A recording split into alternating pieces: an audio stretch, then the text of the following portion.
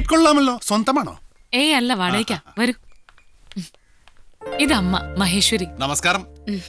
ഇത് ഇവിടുത്തെ അറിയാം, സർവന്റ് അല്ലേ? സെർവന്റ് അല്ല, മാനേജർ. ഇവിടുത്തെ അടുക്കള മാനേജ് ചെയ്യുന്നത് ഞാനാ. അടുക്കള മാനേജർ കൊള്ളാമല്ലോ. ഈ സാധനത്തിന് പാലക്കാട് എപ്പം കൂടെ കയറ്റി വിട്ട്. സാധനമല്ല, ശാന്ത, അതാ എന്റെ പേര്. 2 ദിവസം മുമ്പ് കയറ്റിവിട്ടതാ അമ്മയ്ക്കൊരു സഹായത്തിന്. അമ്മയെ നമ്മൾക്ക് പരിചയപ്പെടാൻ കൊടുത്തില്ല. നമ്മൾ രാജ കമ്മത്ത്.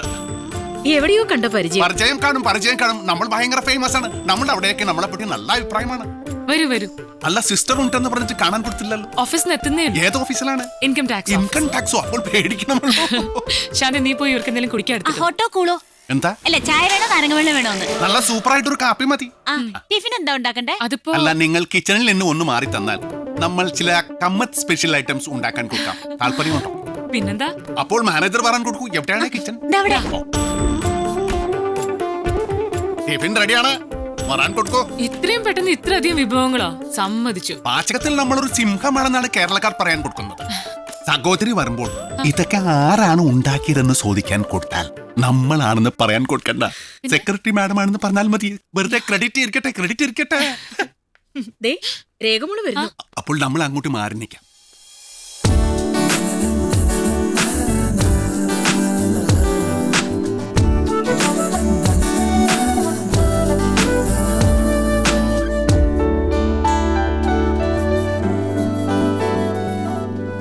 നല്ല രുചിയുണ്ട് അല്ലേ?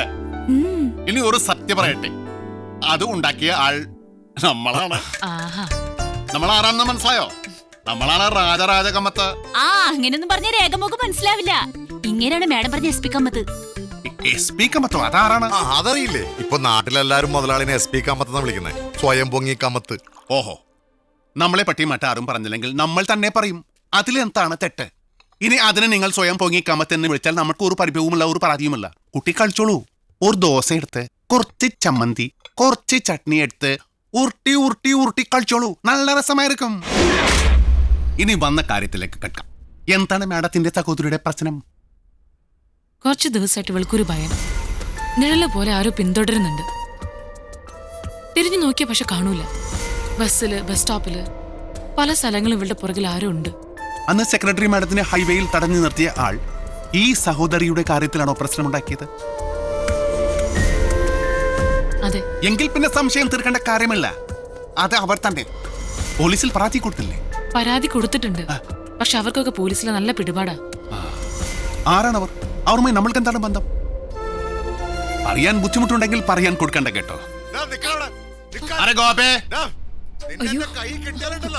അരെ ഗോപി, എന്താണ്? ആരാണ്? അല്ല, ഒരുത്തന ഗേറ്റിന്റെ അവിടെ പതുങ്ങിയേക്കണേ. ചോദിച്ചപ്പോ ഹിന്ദിയിൽ എന്തോ പറഞ്ഞു, ഓടിക്കളഞ്ഞു. പക്ഷെ ഒരു വശപ്പശക്ക് ലുക്ക് ഉണ്ട്.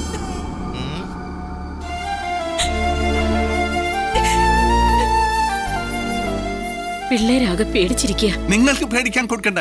ഇതിപ്പോ നമ്മൾ കൈകാര്യം ചെയ്യേണ്ട കാര്യമേ ഉള്ളൂ. നമ്മൾക്ക് സിറ്റിയിൽ കടയുണ്ട്, താമസ സൗകര്യമുണ്ട്. പക്ഷെ ഇവരെ ഇന്നിപ്പോൾ ഇവിടെ തനിച്ചാക്കിയിട്ട് നമ്മൾ പോകുന്നത് ശരിയാണോ? ഒട്ടും ശരിയല്ല. അവിടെ ഒരു മുറിയുണ്ട്. അസൗകര്യം ഇല്ലെങ്കിൽ നിങ്ങൾക്ക് ഇവിടെ താമസിക്കാം. അന്നാ മുതലാളി അവിടെ കിടന്നു. ഗോവിച്ചേട്ടൻ എന്റെ റൂമിൽ കിടന്നോ? ഓ, അപ്പൊ നീയോ? ഞാൻ അമ്മയുടെ റൂമിൽ കിടന്നോളാം. എന്നാ പിന്നെ ഞാൻ വണ്ടി കിടന്നു.